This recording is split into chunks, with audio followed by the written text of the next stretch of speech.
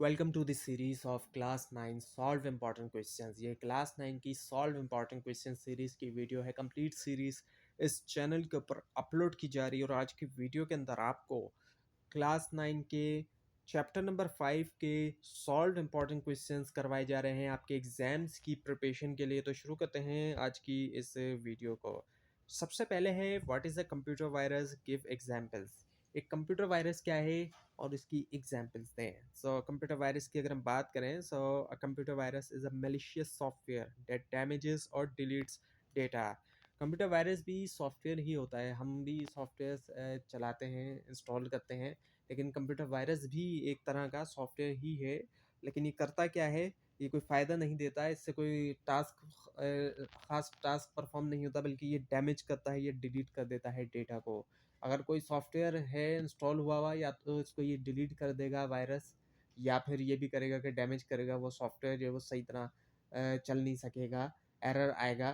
तो इस तरीके से जो ये कंप्यूटर वायरस जो है ये काम करता है। कंप्यूटर के अंदर हम देखते हैं फिर कई बार एरर्स आ रहे होते हैं, और हम देखते हैं कि बहुत सारा डेटा हमारा जो है वो डिलीट हो चुका है। वो इसी वजह से होता है कि कंप्यूटर वायरस आ चुका होता है, इस वजह से भी।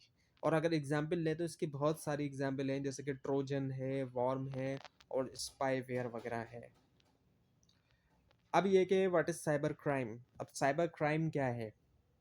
क्राइम होते हैं मुख्तलिफ तरह के, तो उन्हीं में से क्राइम की एक कैटेगरी आज के दौर में जो हम देखते हैं कि काफ़ी कॉमन भी होती जा रही है, तो वो है cyber crime. So cyber crime is illegal activity using computer and internet, like hacking, identity theft और online fraud.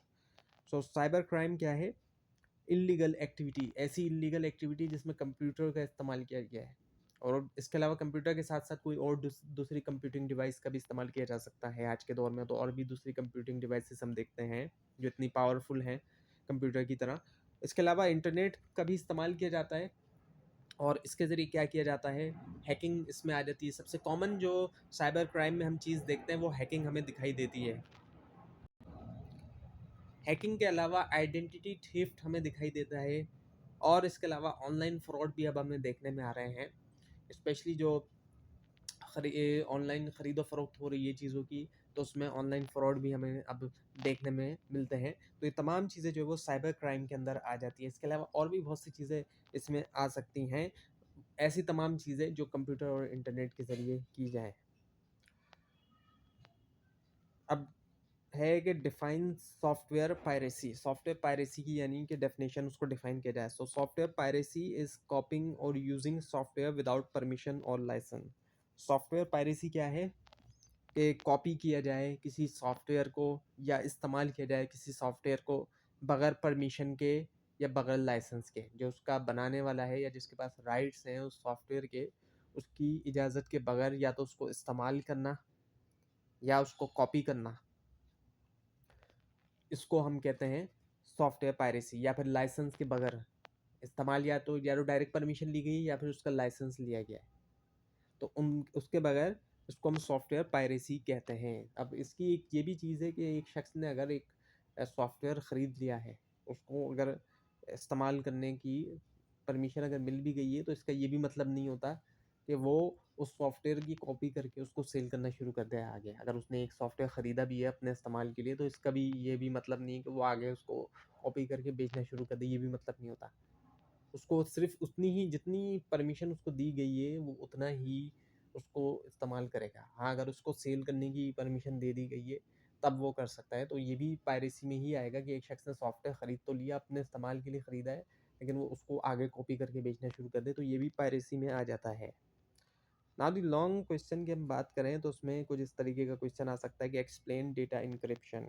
Data encryption, so encryption converts data into coded form, so only authorise user can read it. Encryption के ज़रिए क्या किया जाता है, data को इस तरीके से कोड के अंदर कन्वर्ट किया जाता है कि सिर्फ ऑथराइज यूज़र ही उसको रीड कर सकते हैं, हर कोई उसको रीड नहीं कर सकता। सिर्फ ऑथराइज रीडर यूज़र्स के स्तंभ के रीड के लिए रहता है वो।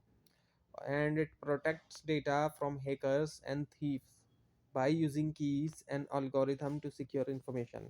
और ये करता क्या है, ये प्रोटेक्ट करता है डेटा को हैकर्स से, कि हैकर्स से बचाता है डेटा को, और थीव्स से भी, चोरों से भी यूजिंग कीज़ का इस्तेमाल भी किया जाता है इसमें, और एल्गोरिथम का भी, ताकि इन्फॉर्मेशन को सिक्योर किया जाए। तो इनक्रिप्शन की ही इसीलिए जाती है ताकि सिर्फ ऑथराइज यूज़र्स तक ही पहुंच सके, जो ऑथराइज्ड हैं, जिनके पास अथॉरिटी है, उन तक ही पहुंच सके डेटा, और हैकर्स से और थीफ से बचा जा सके।